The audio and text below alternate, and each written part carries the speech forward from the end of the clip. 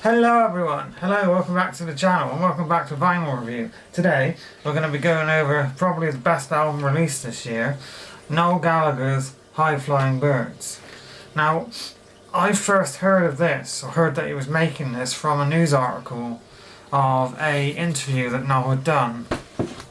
And he said, or at least the article read that Noel said, that it was going to be an orchestral album with a John Lennon cover on it. Now, unless I'm being stupid, which I don't think I am, there is not a John Lennon cover on this album. But this album's fantastic. I've got some stuff on it. This album is so much better than his third album. So much better. It's just unbelievable. Like, so this album, a bit of context, he sort of secluded himself in a Dublin studio with his producer and tried to make something that didn't sound like Oasis. But the problem with that is Oasis put him on the map, and that's the sound that he's good at making. So when he tried to branch away and make this album, it just didn't work. I mean, some of these songs on here, they're not atrocious, they're not going to burn your ears, but they're not great songs. They're not gonna, they're not gonna save the world. But stuff like Holy Mountain is a bit repetitive and a bit bland. Fort Knox, he had said he'd written it for Kanye West somehow. I don't know how that would have worked, but like, why are you writing songs for Kanye West? We don't. Anyway, there are some good songs. If Love Is the Law and Who Built the Moon are great songs, and on the streaming service version of this album, Dead in the Water is on it, which is amazing, but that is like an acoustic that's just an acoustic song, so it would be better. But he called this album space pop. That was his name for it. And although I seen the live show he did when he was supporting this album, and it does sound great live, I'll give him that. It sounds great live, and it probably sounds better live than it does on this record, but this was a bit of a low point, and I'm so happy, we're not talking about this one, I'm so happy he's come back to form with Council Skies. So for you American viewers, or you national viewers around the world, international viewers, a council estate is like social housing. It's like it's where if you're not so well off and you need help from the government, that's where you live. Nothing wrong with that, but that's just a bit of context, because I know they're not called council estates in America. But anyway, let's talk about the looks.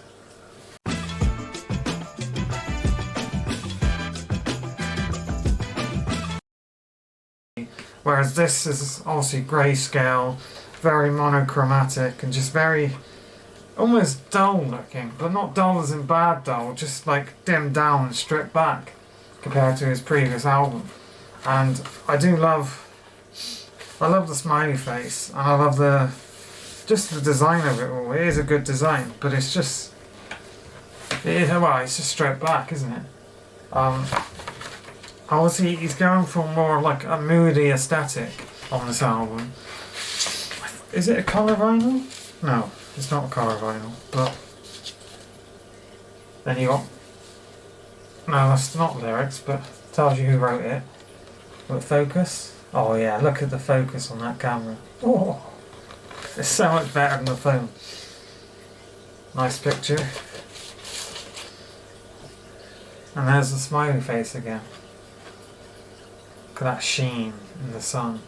I'm still getting used to this camera, by the way. So like, I'm going to be changing the way it's positioned and stuff, and getting it right. Ooh. Oh yeah, I forget. This also comes with a single with one of his best songs on it called "We're Gonna Get There in the End." We're gonna get there in the end. So with the lead up to this album, actually we'll talk about that in the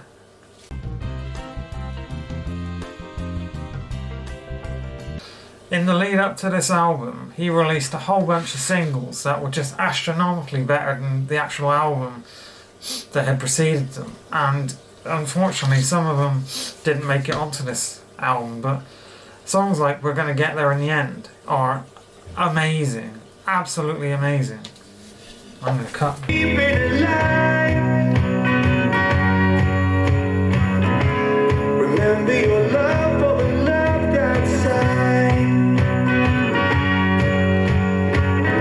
Don't fight the beat. One of the viewers and my fiance, they both had the same idea. They came up but they said to me, if you're gonna use real songs in your other videos, like the fave places and whatnot, or the holiday vlogs, why don't you just play some of the thing that you're reviewing in your vinyl reviews? That's what they said to me. So I just thought, yeah, screw it, why not? Doesn't affect me too much, I can do that. So I just thought I'd play that little vinyl, that little single of Noel Gallagher there, and for whatever reason after that, the camera decided that it did not want to focus on me whatsoever. It was not going to happen, which is so annoying. And because it's Noel Gallagher, which is probably first or second on like my favourite musical acts or artists of all time, I could talk about his music all day. So I was like 20 minutes of footage that was just unusable. I didn't even realise until I got it into my editing software. And I'm like, oh, so that explains the change in t-shirt. It's now the next day. But this album and the songs on this album are amazing. I love I'm Not Giving Up Tonight. The message is very meaningful, and especially like for someone like me who has dealt with and does deal with mental health issues, having a song that's just so upbeat and telling you, you know, don't give up, keep going, you're gonna get there in the end, you can do this. It's just very, very meaningful and impactful, and I love songs like that. It's very reminiscent of that other Oasis song called I got it on vinyl. It's gone from my brain. Stop Crying Your Heart Out. I should know that. Stop Crying Your Heart Out. It's very reminiscent of that, and yeah, very beautiful song. Pretty Boy. Now, Pretty Boy sort of worried me a bit because it's very reminiscent of his third album, and pardon me, and obviously, as I've said, I don't like that album very much. Now, just for a bit of more context, the reason why I've shit on that album in this video is because a lot of people tell me that I'm a fanboy, or I'm someone who, you know, kisses his ass, to be blunt. But I'm not, you know, I can call him out when he makes rubbish music, or not very good music. And I don't want to, you know, some people have said that, like I'm an Oasis apologist or whatever before. It's not true. And Pretty Boy, it doesn't really fit on this album. It's just a bit, it's very, it's very space pop, very pop rock, and although I like the message, it seems to be about, I think, is about a trans person who, you know, wants to come out and be themselves. And especially, I mean, the closing bridge is, I want to change my star sign because it don't suit me. It's definitely, I feel it's about that. But Noel Gallagher doesn't like to talk about his song meanings, and he likes to say that a lot of his songs don't have any meanings. But to me, that adds intrinsic value, because a lot of people can get their own meanings from these songs when they're so impactful. Like Wish You Were Here, Pink Floyd. That song was written about Syd Barrett. But because it's such an impactful song, it has so much more meaning to so many people. You know, this song that I have tattooed on my arm. Anyway, back to this album. A Dead to the World is beautiful, absolutely beautiful.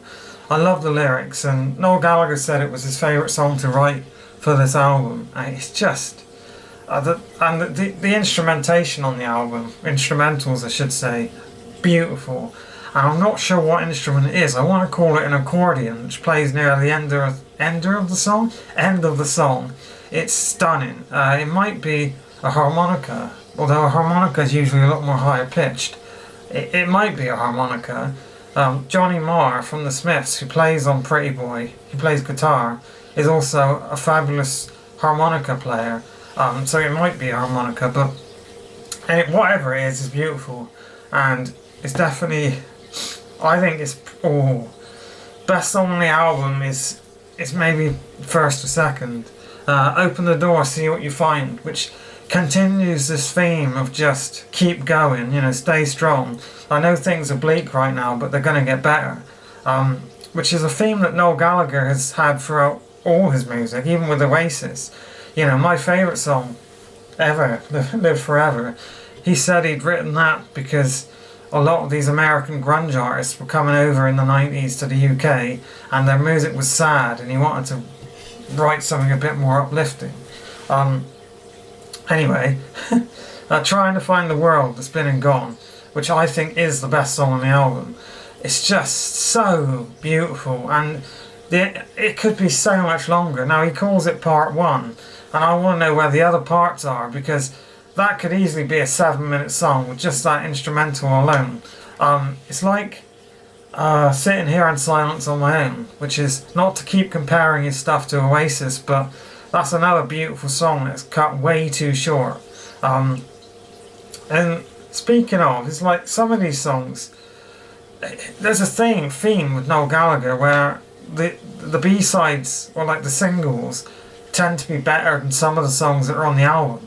It always happened with Oasis. You can go back and look at their catalogue, and it happened on this album as well, because some of the songs that I think I mentioned before I had to start filming again didn't make it on the album, and songs like Pretty Boy and Open the Door, See What You Find did. But anyway, Trying to Find the World, Been and Gone, absolutely beautiful. So for me, now I know this might be controversial, but side 2 sort of pivots a bit. It starts strong with Easy Now, which again, it continues the theme of just being, I don't know whether this album was written about having mental health issues or finding your way through with mental health issues, because obviously, like I said, he don't really talk about it, but I think he's writing from the position of being where he is now, writing about himself back in the day, because the Gallagher brothers are from a council estate. All of Oasis was, they are working class lads who didn't have a pot to piss in, as the Northerners would say, who made it big, and it feels like that might be what he's writing about now that he is big and famous and has all this money. And just Easy Now, the lyrics are beautiful, and I'll never tire of these sort of really beautiful and uplifting songs like that. But as I said, the other songs like Council Skies, There She Blows, Love Is a Rich Man, and Think of a Number, they're good, but they're not like, they're nothing to rave about like the rest of the album, if I'm honest with you. So in conclusion,